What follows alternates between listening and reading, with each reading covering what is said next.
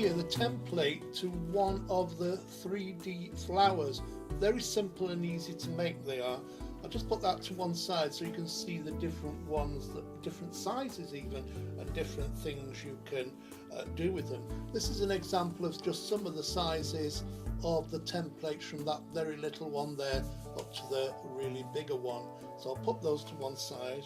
Now this is your first one here. That's the biggest flower that one makes. This can open up, you can put a sentiment inside, you can put double-sided design, so you've got a big design on the outside, and on the inside you've got more of the same design but a much smaller version. If you print these out, print them out yourselves, you can have your own double-sided card or paper. You can do these in fabric as well if you want, if you have a stiffener, or in felt, works very well. There's an example of the third size down there in that lovely purple satin, swirly satin effect. This one's got a lovely oriental paper here. You can make some beautiful oriental flowers using this template, and you can see how they're getting smaller and smaller, and just by altering the designs, the print, you can create all sorts of different things. And you've got a lovely one down here, very small, and down to that one, and finally down to that one. Now you could also do things as well where you mix and match. So you might want to make that flower, and then maybe that one goes on top, and maybe that one goes on top of that. So you can create all sorts of 3D effects there with some beautiful flowers, and maybe the top one opens up with a little I love you in it or something. Doing Christmas paper, Easter paper, birthday paper, anything you want, but you can create your own flowers from this set. Now I've got the templates here. I've chosen the large one. That will make that size of flower there. In fact, looking at that, you could almost make one that folds up and one that doesn't, so you've got even more options with this template. So I'll pop that to one side. Now I've also printed off some backing paper, and I've got this one with this beautiful embroidered flower, and on the opposite side I've chosen the same design but on a smaller scale. So I've got the inside and outside, and for some reason my instinct is to go with the larger design on the outside, smaller design on the inside, but it's entirely up to you. Now before you start, what I like to do to save time and save paper, etc., is take my template. I've printed it onto the cheapest paper, and all I'm doing is just roughly cutting this out now, because it's going to make it easier to cut out as well, and also position on the paper. There you go, like that. So that's cut out. I'm going to use that as the front, so I need to position this exactly, and I can see now exactly where it fits into the design. And I've got a little bit of masking tape here. See, I've got all this bit I've saved.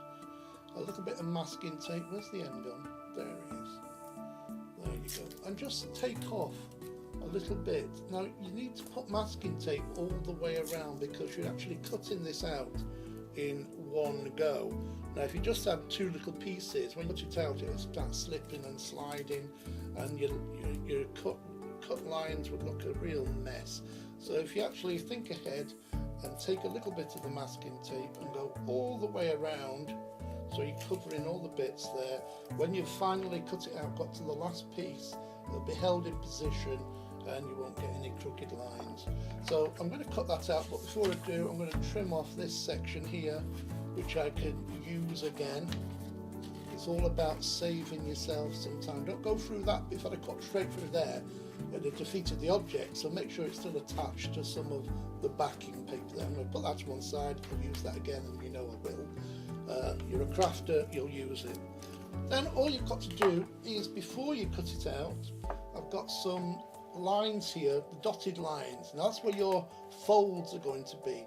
So all you've got to do is take a ruler and a blunt-headed tool. I've got an embossing tool here. You don't want a great big ball on the end of it. You just want a medium-sized one, I prefer to use. And literally you're just going around and make this as accurately as possible, because it'll fold exactly where you're creasing it. Just go all the way around. Just makes life easier in the future when you cut it out, instead of trying to make the folds exactly right or look like a dog's hind leg. But if you do it this way, everything will look neat and tidy, and you want it all to come together and look perfect. So now all you've got to do is cut it out. And I usually start one side of where the what do you call this again? The the masking tape. That's the word I'm looking for. Eek. So I'm going to cut that out. So when I get round here, that'll be holding it in position, and it won't have all fallen apart.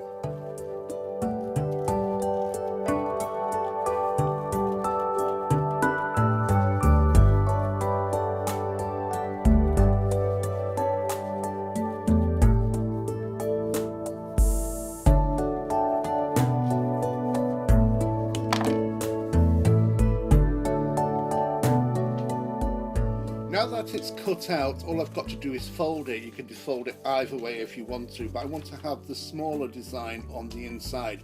Because you've creased this already, it's easy to fold. Now just watch this, it's very simple.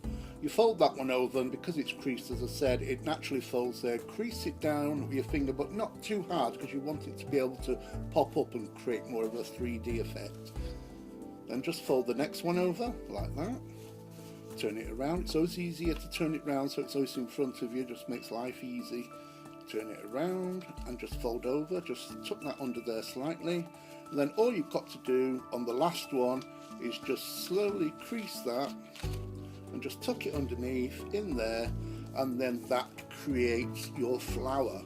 And you can see how it kind of folds upwards like that. Gives you that effect. That's it from the opposite side, which I think is quite attractive as well. So it's up to you what you want to do, but that is that simple template making a 5-pointed flower.